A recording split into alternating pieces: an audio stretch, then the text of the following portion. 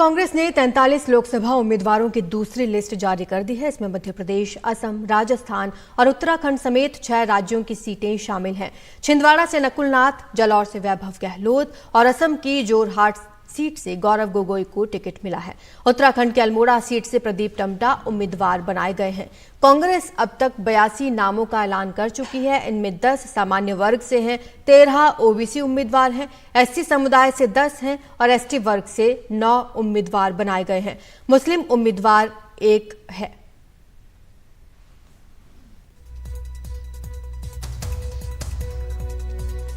तो अजय माकन ने इस बारे में क्या कहा वो आपको सुनवाते हैं।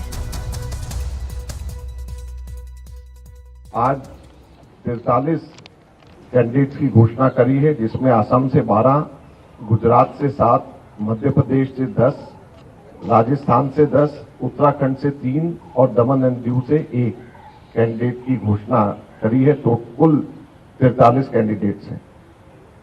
इसकी मुख्य विशेषता ये है कि इसके अंदर 76.7%, 76.7% एससी, एसटी और ओबीसी इसके अंदर लिस्ट में है।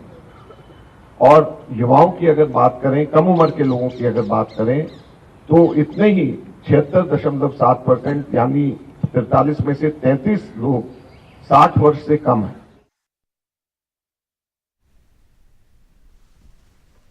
तो ज्यादा जानकारी के लिए हमारे सहयोगी प्रशांत हमारे साथ जुड़ रहे हैं। प्रशांत, इस लिस्ट में कौन कौन सी ऐसी खास बातें हैं जो गौर करने लायक है?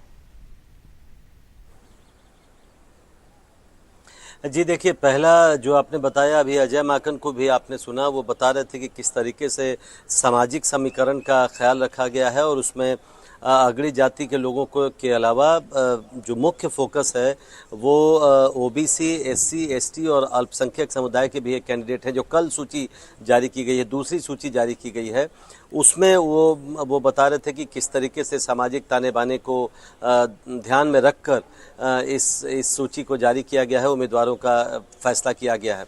लेकिन सबसे बड़ी बात, जो 3-4 प्रमुख नाम जो दूसरी सूची में हैं वो वैभव गहलोत हैं, जो राजस्थान की जालौर सीट से जिनको टिकट दिया गया है। इसके अलावा नकुल नाथ, जिनको मध्य प्रदेश में छिंदवाड़ा सीट से टिकट दिया गया है, और असम की जोरहाट सीट से गौरव गोगोई को टिकट दिया गया है। ये तीनों ही पूर्व मुख्यमंत्रियों के पुत्र हैं। हालांकि इनमें से 2 अभी भी सांसद हैं, गौरव गोगोई और नकुल नाथ, और वैभव गहलोत हालांकि पिछली बार अपना चुनाव हार गए थे जोधपुर में, राजस्थान की जोधपुर सीट से। जो केंद्रीय मंत्री हैं गजेंद्र सिंह शेखावत, उनसे वो चुनाव हार गए थे, इसलिए उनकी सीट इस बार बदली गई है। तो 3 पूर्व मुख्यमंत्रियों के बेटों को भी इस बार इस चुनाव में टिकट दिया गया है।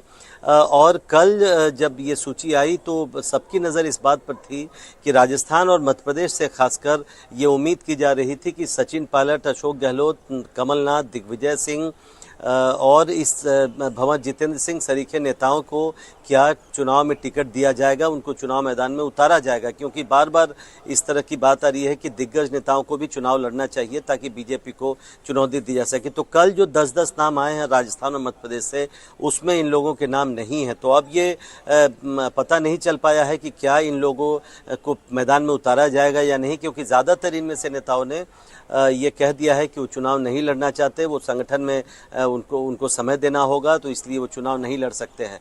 तो अब जब 15 तारीख को केंद्रीय चुनाव समिति की बैठक होगी, तीसरी बैठक होगी, उसमें ये देखना दिलचस्प होगा कि क्या जितने दिग्गज नेता हैं वो रिस्क लेते हैं या नहीं लेते हैं, और कांग्रेस जो चाहती है कि वो मैदान में उतरे, वो मैदान में उतरते हैं या नहीं उतरते हैं। तो सबकी नज़र इसी बात पर रहेगी। लेकिन अभी कई और सीटों पर चर्चा होनी है, इसलिए तीसरी बैठक जो है उस पर नज़र रखना होगा।